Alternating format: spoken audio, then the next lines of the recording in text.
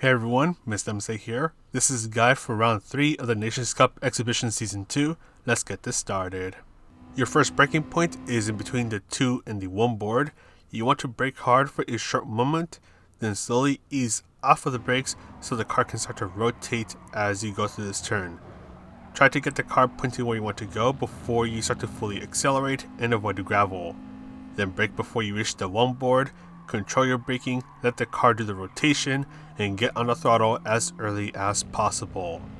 Brake just before the curb on the right starts, quick burst of braking, then let the car cruise for a moment, and then get on the throttle. Look for the 1 board on the right as you want to brake right after you pass it, and this turn is going to be critical to trying to get a good lap time, so you brake just after you pass the 1 board, brake hard for a super short moment, start to ease off of the brakes, let the car do the rotation, get on the throttle as early as possible, do a little bit of throttle control so you can make sure that the car, 1, gets a fast exit, and 2, doesn't end up going off track. Now bring yourself to the left side of the track, look for the 2 and the 1 board on the left as you want to brake in between them, brake hard for a super short moment, start to ease off of the brakes as you turn in, and slowly get on the throttle to try to get a fast exit through this turn. Look for the red part of the wall on the left as you want to brake just before you pass it. Quick burst of braking once again, take advantage of the curbs, get on the throttle as early as possible. Stay on the left side of the track, look for the 1 board on the right, brake just before you pass it, quick burst of braking, be extremely patient here, try to avoid getting onto the grass, then brake before you reach the 1 board. You also want to take advantage of the curb that is on the inside of this turn, as that will help the car rotate a little bit more and get you a faster exit. Once again, try to avoid getting onto the grass. Finally, brake just before you reach the 1 board, stay on 4th gear through this turn, and you just want to be nice and patient again so you don't end up on the gravel. But that is all for this lap guide. Let's go ahead and quickly take a look at the strategies.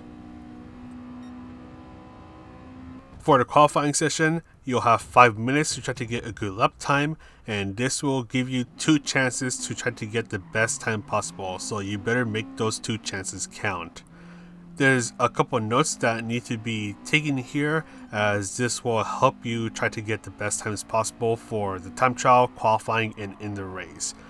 So one thing I didn't mention in the lap guide is to only use 3rd and 4th gears, and you want to try to make sure that you don't shift too much.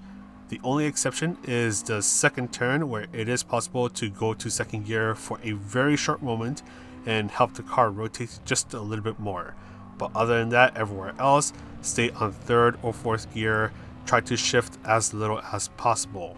The other thing is that you want to make sure that you can nail all these turns and try to exit these turns as fast as possible.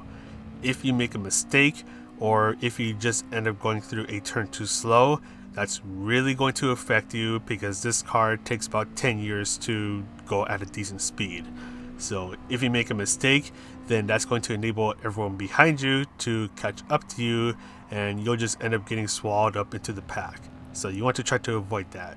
And lastly, because this car is pretty slow, slipstream is going to be essential here, especially for qualifying, as that will really help the car go a little bit faster, and that can make a big difference in your qualifying times and in your lap times during the race itself. So you want to try to be under some slipstream, especially as you go through the back straight, this 2nd back straight, and on the main straight. And yeah, so you basically only have 2 chances to get a good qualifying time, so you don't want to do the jump out and jump back in strategy unless if you mess up and still have time to get at least 1 lap in. But to quickly summarize things up, just try to shift as little as possible, as this car has pretty long shift times.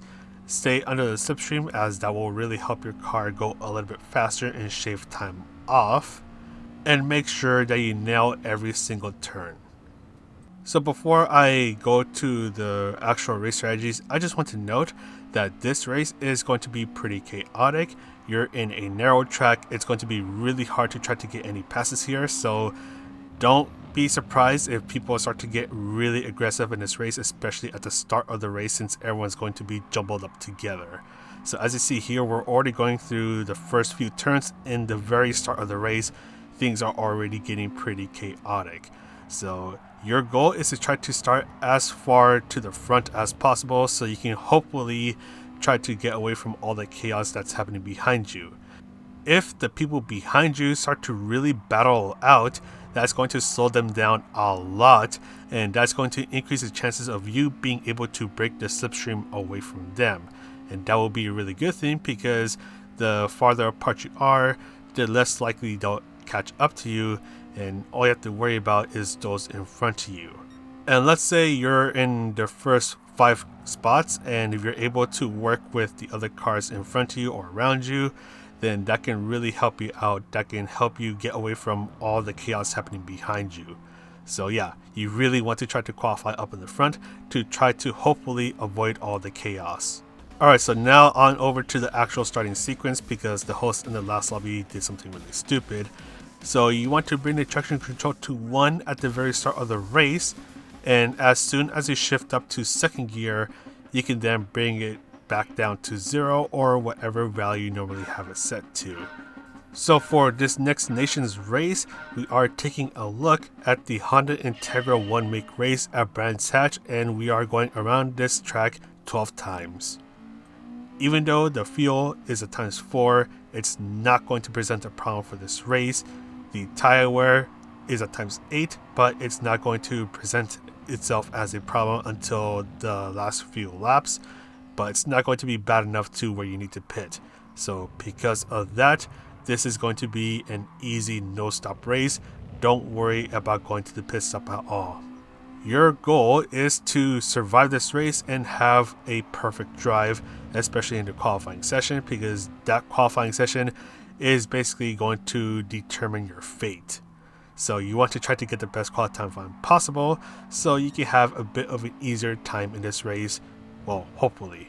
You just want to try to have a perfect drive, a clean drive, make as little to no errors as possible, because every little error, especially if it's a small one, will cost you quite a bit of time.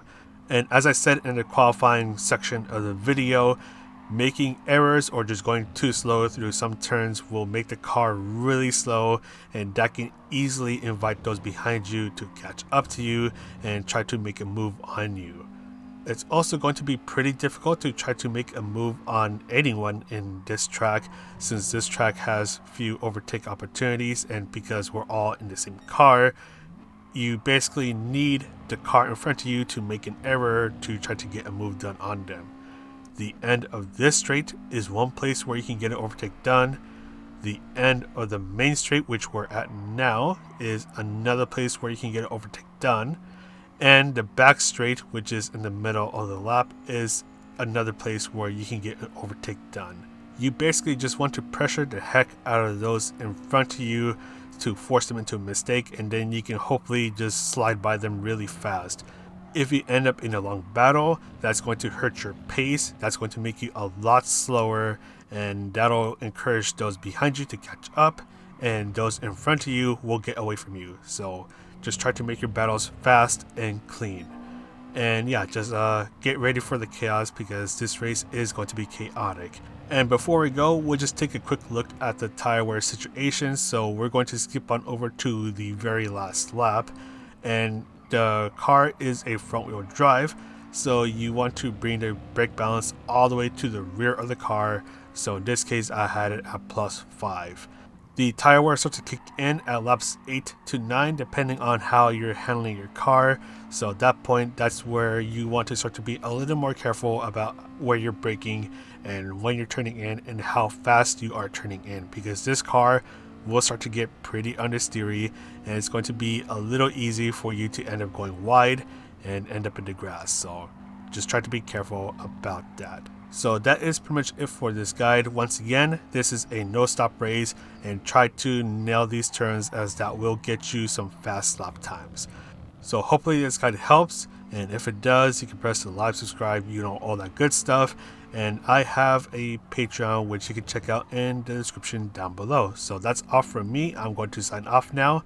So this is Mr. MCA, wishing you a good race, and I'll see you in the next video.